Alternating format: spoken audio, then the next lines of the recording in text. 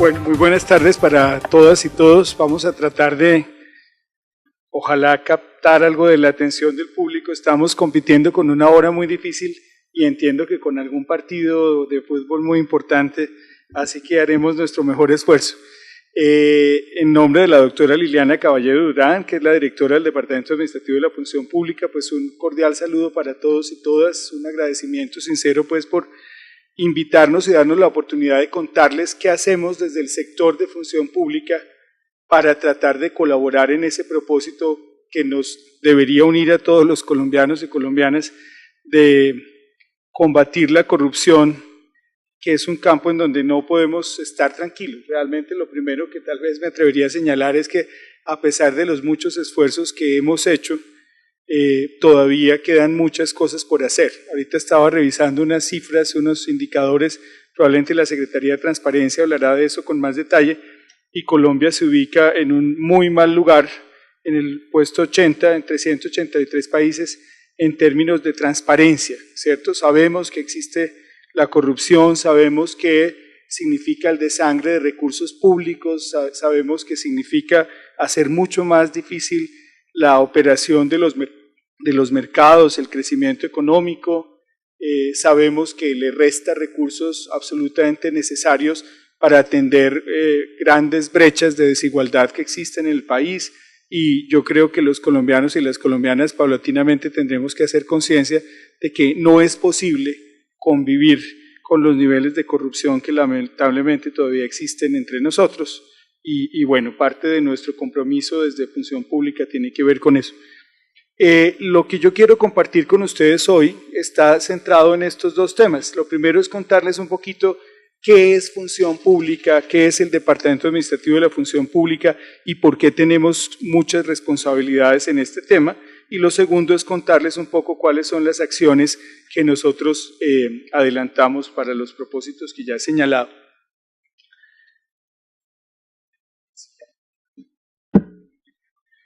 No sé qué tanto alcanzan ustedes a ver de ese cuadrito, pero si podemos ir siguiendo la línea de tiempo que está trazada en la parte izquierda.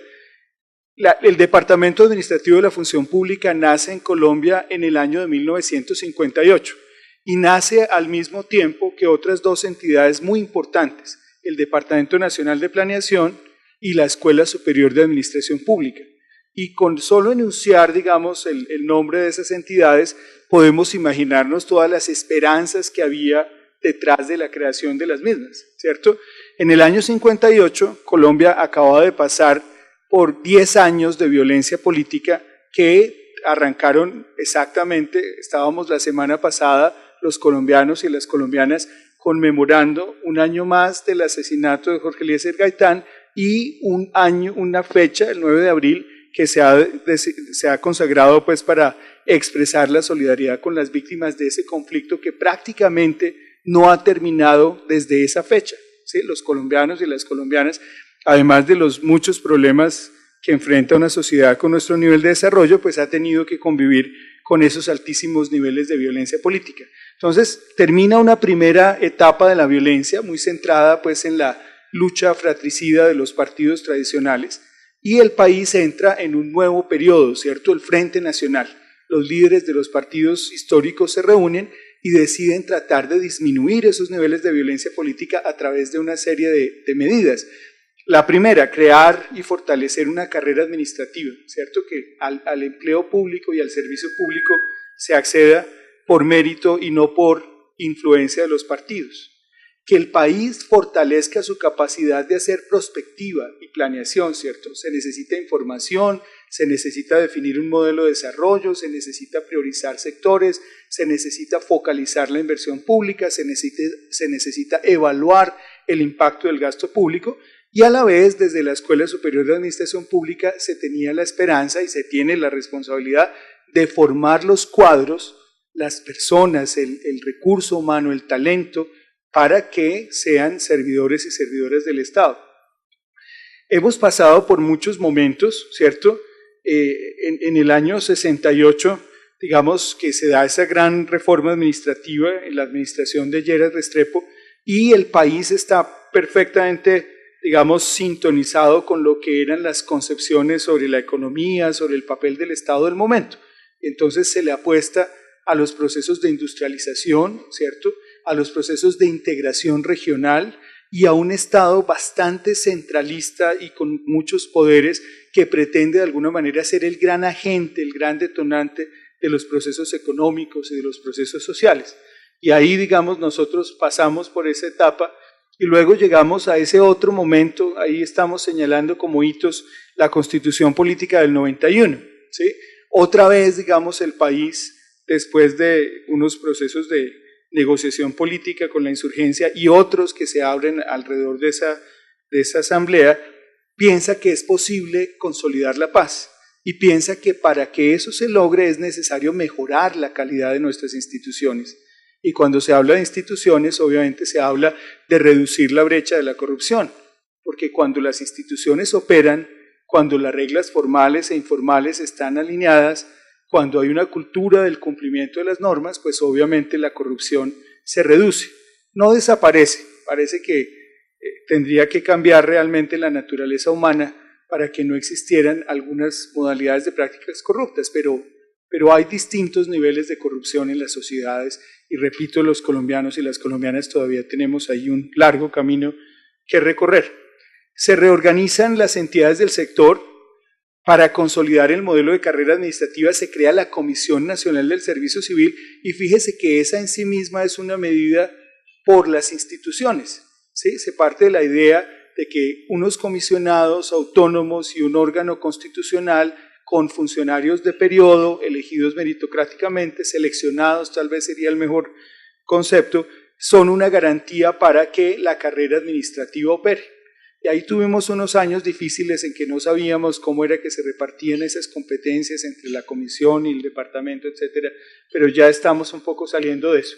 Y más recientemente hemos entrado, digamos, en una etapa que se acerca mucho más a los propósitos de lo que nos convoca hoy, y es el tema de cómo hacer que las organizaciones sean mucho más transparentes, mucho más eficientes, mucho más eficaces y que sean capaces de rendir cuentas a la ciudadanía y que sean capaces de verdad de agregar valor desde lo público, ¿cierto? Ahí estamos en ese propósito y el departamento centra buena parte de sus acciones alrededor de esas finalidades.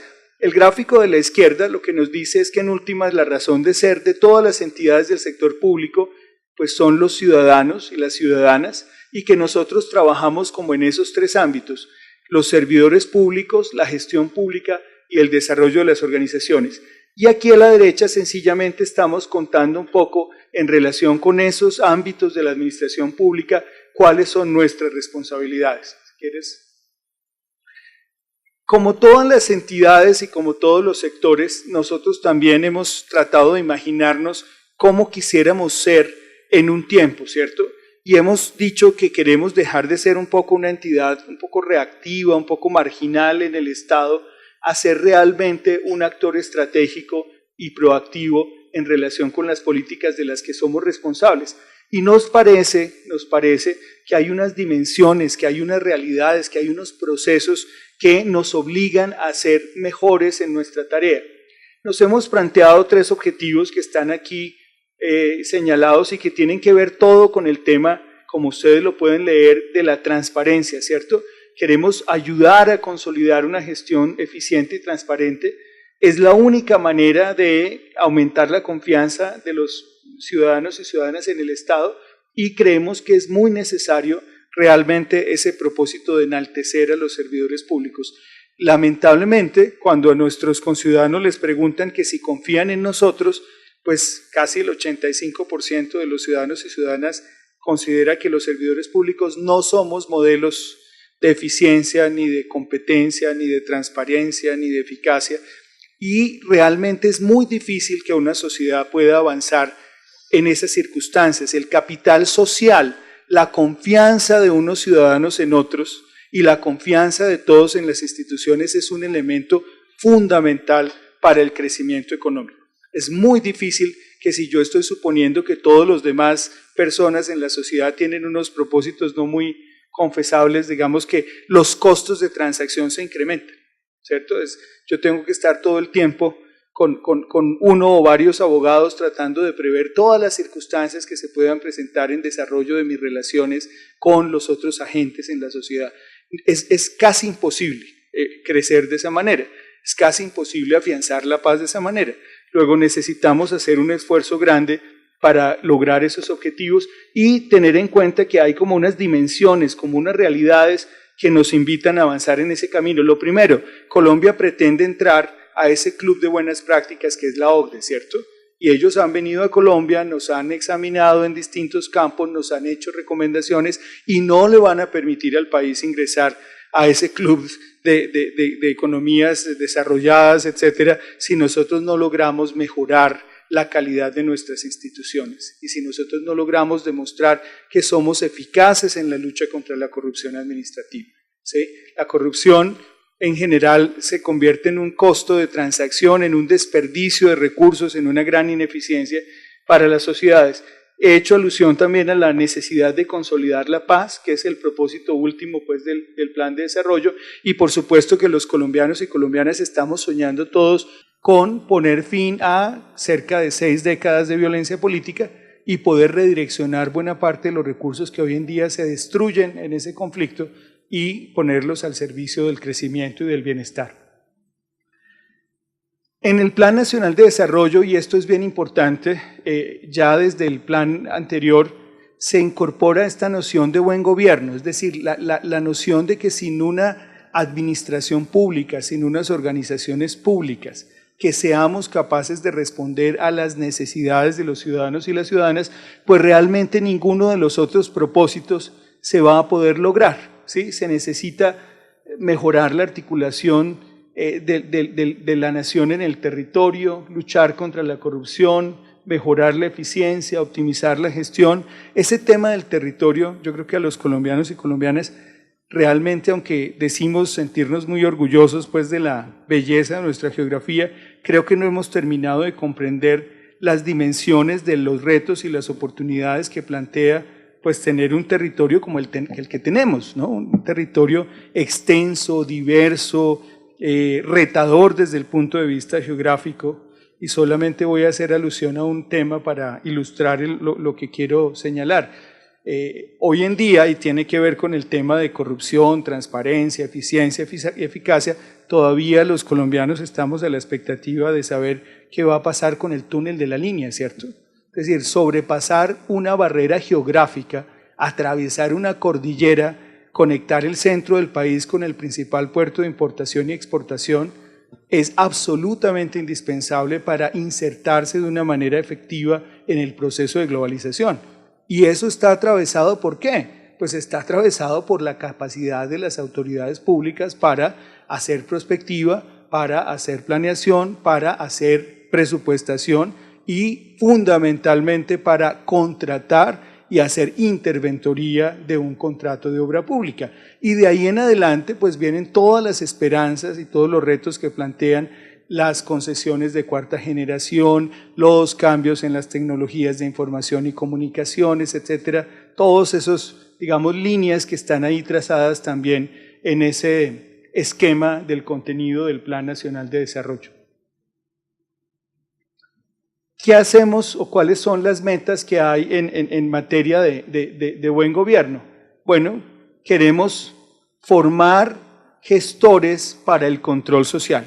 Una de las cosas que estamos aprendiendo en administración pública es que los ciudadanos y las ciudadanas no son actores pasivos que simplemente reciben o padecen o se benefician en algunos casos de las acciones de las autoridades públicas, sino que son, por el contrario, actores muy relevantes y de cuya capacidad de organización y de cuya capacidad de incidencia, de interlocución, de interpelación con el Estado depende en buena medida la eficacia de las políticas públicas. Entonces, por esa razón, estamos apostando a que haya mejores gestores, líderes y lideresas para que desde la ciudadanía se nos exija a los servidores públicos mayor pertinencia y transparencia en nuestras acciones. Queremos que las entidades del orden nacional cumplan con la rendición de cuentas, y en la parte más adelante en mi presentación vamos a ver un poco cómo están las entidades del sector agropecuario en esta materia, y les anticipo que hay muchas oportunidades de mejora. Queremos fortalecer los modelos de control interno, y al comienzo se decía en la introducción que hemos hecho muchos esfuerzos, hay muchas normas, modelos, sistemas, procesos, procedimientos, etcétera, pero realmente creo que parte de los retos para el país está en simplificar esos modelos y lograr que sean mucho más eficaces en el logro de los objetivos que persiguen. Y necesitamos mejorar los modelos de gestión en los 24 sectores administrativos que componen, digamos, la acción estatal. ¿Qué hacemos nosotros desde Función Pública, incluido la Escuela Superior de Administración Pública, donde yo estoy trabajando ahora? Nosotros somos parte de las entidades que tenemos la responsabilidad de formular y poner en ejecución la política pública en materia de rendición de cuentas. Compartimos responsabilidades con la Secretaría de Transparencia, probablemente la Secretaría hará alusión a algunos de estos aspectos. Yo solamente quiero señalar aquí como los objetivos estratégicos. Se necesita, para que realmente exista democratización de la administración pública, para que realmente exista control social, hay necesidad de reducir esa brecha, ¿cierto? Esa asimetría de información que existe entre los funcionarios y servidores públicos que conocemos nuestras entidades, nuestros procesos, y los ciudadanos allá afuera. Ellos tienen que entender mejor qué es lo que nosotros hacemos, y nosotros tenemos que hacer transparente la información de lo que hacemos para que realmente exista control social y para que realmente el control social ayude a la eficacia del Estado. Necesitamos información, necesitamos controles de desempeños, necesitamos evaluación de la gestión, y obviamente hay que fortalecer este concepto de responsabilidad. Cuando uno es servidor público, uno tiene que dar cuentas y uno tiene que estar dispuesto a asumir la responsabilidad que se deriva de las acciones o de las omisiones en las que incurra. ¿Cómo se desarrolla todo esto? Pues en cada uno de los campos de acción del departamento y del sector hemos tratado de mejorar el acceso y la calidad de la información. En materia de empleo, de trámites, de rendición de cuentas y de modelos de gestión, el país ha ido creando y consolidando unos sistemas de información. Voy a mencionar solo uno, el Sistema de Información y Gestión del Empleo Público. Necesitamos saber cuántos servidores y servidoras tiene el Estado en todos sus niveles. Necesitamos conocer sus perfiles, necesitamos conocer su formación, necesitamos definir las necesidades de capacitación para esas personas, y eso solo es posible si tenemos unos sistemas de información que permitan manejar los volúmenes de datos y que son la base para la formulación y el desarrollo de las políticas. Y obviamente las metas están asociadas a ampliar la cobertura, mejorar la calidad de la información y sobre todo a ser capaces de utilizar de manera efectiva esos sistemas. También tenemos, si miramos, aquí empiezan, creo yo, las preocupaciones y las oportunidades de mejora. Aquí están calificados en una escala de 0 a 100, qué tanto es el avance de algunas entidades del sector agricultura en relación con el sistema de información para la gestión del empleo público, ¿sí? Cuando yo vi estos cuadros, pensé que habíamos cometido un error y que habíamos puesto los datos en dos escalas. Pensé que habíamos puesto los datos en escala 100 y en escala 10. Y pedí que verificaran la información, y lamento decirles que la información es correcta tal y como está presentada. Es decir, hay una gran oportunidad de mejora en que las entidades del sector reporten a través del SIGEP cuáles son las vacantes que están disponibles, cuáles son los perfiles de los cargos que deben ser llenados, ¿cierto? Porque eso es el instrumento que hace posible esa gestión de empleo público meritocrático, ¿cierto? Que al servicio público ingresen los mejores y las mejores. Vamos avanzando. En materia de gestión pública, de herramientas de gestión pública, el país ha ido avanzando en crear unos modelos de planeación y también en crear unos formatos, unos formularios, unas maneras agregadas y un poco menos exigentes y menos costosas de obtener información para la evaluación y el seguimiento de esas políticas. Y aquí hemos dicho, aquí al lado izquierdo, decimos que hemos reducido un poco la carga de cumplimiento, la cantidad de información que las entidades nos deben reportar para efectos de evaluación de los avances en el modelo integrado de gestión pública. Eso es importante.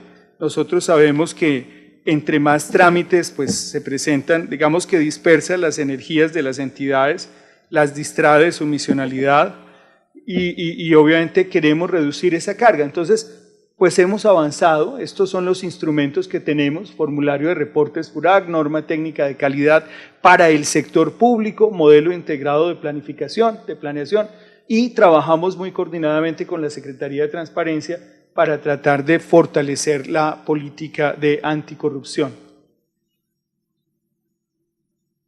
Y aquí miremos entonces datos sobre el sector agricultura, reportados a través del formulario del FURAC y en relación con política de transparencia, participación y servicio. Es un diagrama de telaraña. Nosotros sabemos que deberíamos, digamos, el ideal está en el borde exterior de la telaraña y ahí es donde nosotros estamos. ¿En qué estamos bastante colgados? En participación ciudadana. Y fíjese que el país está apostando por una transformación radical de su modelo de desarrollo agropecuario, ¿cierto? Estamos pensando en que de las 39 millones de hectáreas cultivables que tiene este país y de las cuales solo 6 millones están cultivadas, pues las otras 33 paulatinamente se conviertan en esa despensa que este país puede ser no solamente para el mercado interno, sino para el mercado internacional. Y, sin embargo, todavía no hemos terminado de incorporar esta noción de que los ciudadanos y las ciudadanas, los productores, los comercializadores, los que hacen investigación y desarrollo, ciencia y tecnología, ¿cierto? Innovación en el sector, los inversionistas, tienen algo que decir. Está el gráfico. Estamos bien en el fortalecimiento de la gerencia pública en el sector, estamos un poco colgados en el tema de los sistemas de capacitación, ¿sí? Todavía nos cuesta trabajo leer cuáles son las potenciales del talento humano al servicio del sector y cómo hacer para aprovechar mejor, para acompañar, para fortalecer esas competencias. Vamos a la siguiente, por favor. En materia de eficiencia administrativa, pues vemos ahí el gráfico. Modernización institucional, no nos asustemos, ese no es tan preocupante porque ahí lo que reflejamos son los cambios que las estructuras, las plantas y las grandes líneas misionales de las entidades han tenido. Las entidades no tienen por qué estarse transformando permanentemente, todo lo contrario, las instituciones deberían tener un cierto grado de estabilidad, aunque probablemente el sector vaya a sufrir en el futuro, en el inmediato futuro, un ajuste fuerte porque tenemos que poner las instituciones del sector al servicio de los propósitos de la política en el sector y de las metas del plan de desarrollo y de la importancia que tiene el tema agrario en la solución del conflicto interno armado. ¿Qué más intentamos hacer? Reducir la carga de trámites. Recuerden que casi siempre que se habla de corrupción administrativa, la idea más digamos, recurrente en la mente de los ciudadanos del común es este tema de la tramitomanía, ¿cierto? Todos los pasos que yo tengo que hacer para cumplir los requisitos, los documentos, las fotocopias autenticadas, etcétera, que yo tengo que aportar para cualquier trámite. Y esos trámites, pues, cuestan mucho, le cuestan a la sociedad, todos esos tiempos perdidos, pues, son realmente productividad que el país no aprovecha. ¿Qué se ha hecho? Pues hemos intentado crear un sistema único de información de trámites y hemos intentado mapear y sobre todo mejorar los trámites en el sector público. Suprimir todos los pasos que no sean necesarios, suprimir todos los pasos que no agregan valor, suprimir todos los pasos que hacen incurrir en costos que no se traducen más que en desperdicio de recursos. Hemos avanzado, ¿cierto? Hay una política de racionalización de trámites, de rendición de cuentas, hay un grupo especializado de servidores y servidoras que intentan aplicar, digamos, técnicas de eficiencia administrativa para el mejoramiento de los trámites, y tenemos obviamente unas oportunidades a nivel territorial, pues obviamente es mucho más exigente. Este es un país enorme, 1.100 y algo de municipios, ¿cierto? Entonces, hacer el levantamiento y mejoramiento de los trámites en cada una de esas administraciones es un reto enorme y una oportunidad muy, muy grande para el país. Y ahí vamos. Y aquí estamos mirando cómo están las entidades en materia de racionalización de trámites. La primera columna muestra cuál es el inventario de trámites, cuáles están registrados, algunos que han sido, digamos, otros procedimientos administrativos inscritos, cuáles han sido ya proceso objeto de mejora y qué nos queda pendiente, y pues claramente las cifras muestran que tenemos unas oportunidades muy importantes en el sector en materia de mayor eficiencia en los trámites que hacemos. Control interno, esa es una apuesta que el país hizo desde hace ya muchos años, y yo creo que a todos y a todas nos ha costado mucho trabajo realmente entender de qué se trata. Cuando se expidieron las primeras reglamentaciones, tal vez en el año 93, si mi memoria no falla, digamos que todos tuvimos la tentación de suponer que control interno era sinónimo de la oficina del control interno. Digamos, a veces nos gusta pensar que otros y otras son responsables pues de las acciones, y no nos parece fácil entender que cada uno de nosotros, desde cada una de las responsabilidades que tenemos y en todos los procesos que participamos, somos corresponsables del control interno. Entonces así estuvimos como un buen tiempo, como en ese proceso de clarificación de qué significaba el sistema de control interno, el modelo de control interno, sus componentes, la responsabilidad de las oficinas de control interno dentro de todo este sistema, ¿cierto? Y la responsabilidad de la alta dirección de las entidades en el diseño y en el funcionamiento de los modelos de control interno. Todavía cuando uno pasa por las entidades públicas, y yo he tenido la fortuna y la enorme responsabilidad de estar en distintas entidades y en distintos sectores, encuentra uno todavía dificultades como conceptuales. Todavía la idea de que el control interno es la oficina de control interno, ¿no? O control interno son los funcionarios, o el control interno disciplinario. No, realmente la apuesta es mucho más exigente y también demanda de nosotros un compromiso mucho más activo. Realmente somos nosotros en la tarea que hacemos cada día los que tenemos que ir contribuyendo a que esas herramientas que están contenidas en las normas que se citan realmente, ¿cierto?, tenga el impacto que se espera. Ha habido esfuerzos.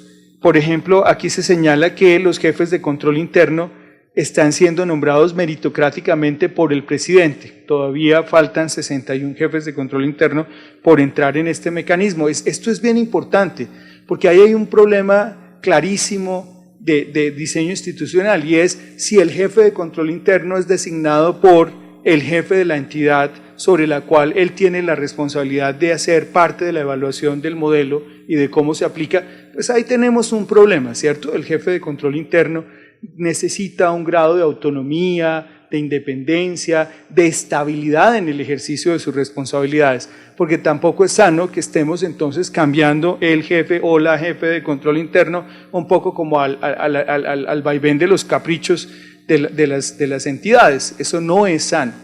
Y ahí vamos, no hay modelos perfectos, todavía no se ha inventado pues como la fórmula única o mágica para resolver estos temas, pero ahí hay unos avances.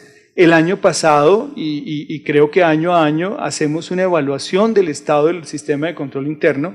El año pasado se hizo una evaluación muy importante sobre las competencias de los jefes y las jefes de las oficinas de control interno en las entidades del orden nacional. Y eso es bien importante, porque a estas personas también tenemos, como a los demás servidores y servidoras, que acompañarlos en sus procesos de formación, en sus procesos de actualización, ¿cierto? Hoy en día es impensable que alguien pueda tener todo el conocimiento que se necesite, pero también afortunadamente sabemos que el conocimiento está disponible. Hay muchos más avenidas, canales, repositorios, redes, procesos de flujo de conocimiento. pero es necesario acompañar a las personas en ese proceso, ¿cierto? Entonces, el reto y la oportunidad está también ahí. Y se han ido construyendo herramientas, guías de auditoría, indicadores, definiciones de roles de la oficina, etcétera. Ahí el país ha hecho apuestas que son muy importantes. Por supuesto, habría que pensar en otras apuestas, no de control interno, sino de control exógeno, ¿cierto? Colombia, desde el año 1923, tiene un sistema muy fuerte de control fiscal, por ejemplo, ¿cierto? Una Contraloría General, Contralorías departamentales, tenemos un sistema de control disciplinario muy fuerte, unos códigos de conducta de los servidores públicos muy fuertes, probablemente de la Secretaría de Transparencia, quizás nos vayan a contar un poco más sobre eso. Hay instrumentos, ¿no? Hay unos instrumentos de medición, unos instrumentos de seguimiento y también hay una gran cantidad de retos y de oportunidades en relación con el modelo de control interno. Y una de las cosas que este país tiene que lograr es clarificar conceptualmente la relación que hay entre el modelo estándar de control interno, el modelo integrado de planeación y gestión y otras apuestas por la eficiencia administrativa como es el tema del aseguramiento de la calidad de los procesos, ¿cierto? Tenemos que conceptualmente clarificar porque hay unos puntos ahí como de contacto, como de traslape, a veces como de redundancia, y redundancia significa costos de cumplimiento y opacidad de los procesos, ¿cierto? Y todo eso es todo lo contrario de lo que nosotros queremos lograr. Planes de auditorías, competencias de los auditores, y aquí está nuestra Escuela Superior de Administración Pública como uno de los actores relevantes. Indicadores de madurez del modelo estándar de control interno, son 5 indicadores que ayudan a definir ese índice, ¿cierto? Si quieres pasemos a la siguiente. Los entornos que se evalúan, ¿cierto? Entorno de control, información y comunicación, direccionamiento estratégico, administración del riesgo y seguimiento del sistema. Y las tablas, las escalas de evaluación de cada uno de esos componentes. Creo que esta próxima es ya la última de las diapositivas en la presentación, o la penúltima, y aquí pues también tenemos, pues ahí nos vemos reflejados algunas de las entidades del sector y podemos ver en esa escala qué tan maduro es a la luz de estos indicadores y de esas fuentes de información nuestro modelo de control interno. La fortuna para todos y todas es que el control interno se basa fundamentalmente en un proceso permanente de mejoramiento, es decir, que no es tan preocupante cuál es el lugar que yo ocupo en la escala, sino qué tanta claridad tengo yo como gerencia sobre las medidas que hay que ir adoptando para ir mejorando la madurez, el grado de madurez de ese modelo. Creo que hay un último tema que voy a tratar y es el tema de meritocracia. Y aquí Colombia también tiene un largo camino que recorrer. Si nosotros quisiéramos, digamos, ¿cómo se llama eso? Consolarnos con el mal de muchos.